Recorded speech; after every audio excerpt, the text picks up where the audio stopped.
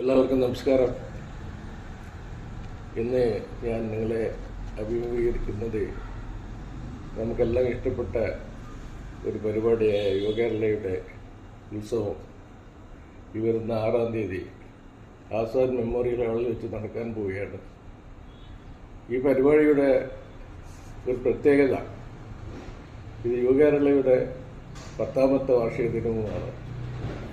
ഇതിൽ നമ്മുടെ പ്രിയങ്കരനായ മേജർ രവിയും പിന്നെ നമ്മുടെ എല്ലാം ഗുരുതുല്യനായ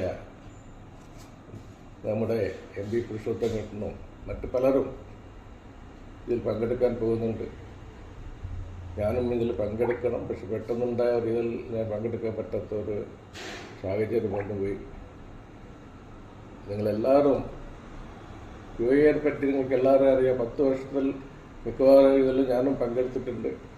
എല്ലാ കാര്യത്തിലും വളരെ ഭംഗിയായി പ്രവർത്തിക്കുന്ന ഒരു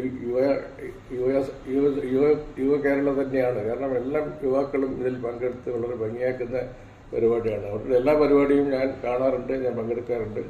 ഇതിൽ പങ്കെടുക്കാൻ പറ്റാത്തതിൽ വിഷമമുണ്ട്. എന്നാലും നിങ്ങളെല്ലാവരും പങ്കെടുക്കണം. എല്ലാവർക്കും എല്ലാ ഭാവങ്ങളും നേരുന്നു. നന്ദി, നമസ്കാരം.